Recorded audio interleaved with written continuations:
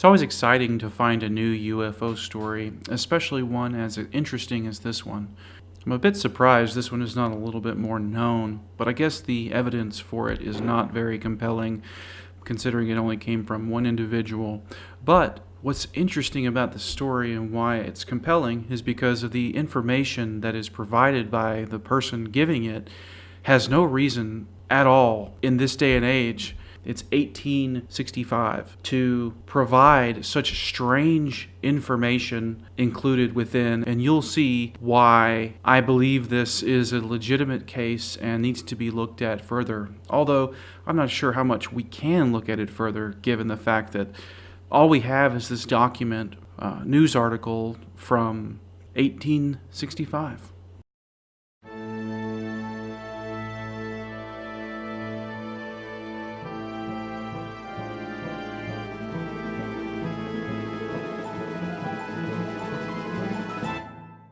Mr. James Lumley, an old Rocky Mountain trapper who has been stopping at the Everett House for several days, makes a most remarkable statement to us, and one which, if authenticated, will produce the greatest excitement in the scientific world. Mr. Lumley states that about the middle of last September, he was engaged in trapping in the mountains about 75 or 100 miles above the Great Falls of the Upper Missouri, and in the neighborhood of what is known as Cadotte Pass. Just after sunset one evening, he beheld a bright luminous body in the heavens, which moved with great rapidity in an easterly direction. It was plainly visible for at least 5 seconds, when suddenly separated into particles, resembling, as Mr. Lumley described it, the bursting of a skyrocket in the air. A few minutes later, he heard a heavy explosion which jarred the earth very perceptibly, and this was shortly after followed by a rushing sound like a tornado sweeping through the forest. A strong wind sprang up about the same time, but suddenly subsided. The air was also filled with peculiar odor of a sulphurous character.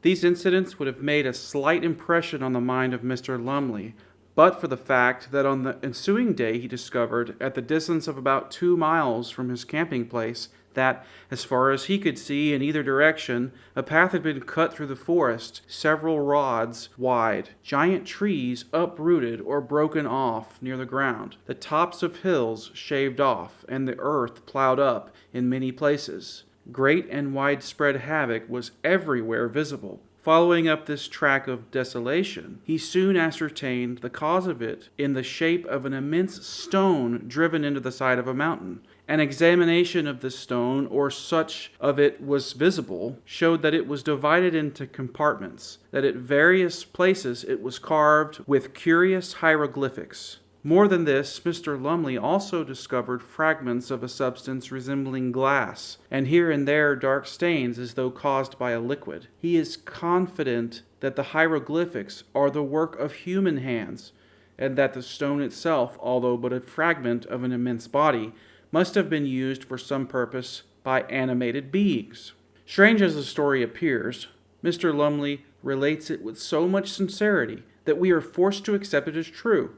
It is evident that the stone which he discovered was a fragment of the meteor which was visible in the section in September last. It will be remembered that it was seen in Leavenworth, Galena, and in this city called Bonneville. At Leavenworth, it was seen to separate into particles or explode. Astronomers have long held that it is probable that the heavenly bodies are inhabited, even the comets, and it may be that the meteors are also. Possibly, meteors could be used as a means of conveyance by the inhabitants of other planets in exploring space, and it may be that hereafter some future Columbus from Mercury or Uranus may land on this planet by means of a meteoric conveyance and take full possession thereof, as did the Spanish navigators in the New World in 1492, and eventually drive what is known as the human race into a condition of the most abjective servitude. It was always been a favorite theory with many that there must be a race superior to us, and this may be at some future time be demonstrated in the manner we have indicated. If you enjoy this kind of content, please leave a comment below, like and subscribe, and thanks for watching.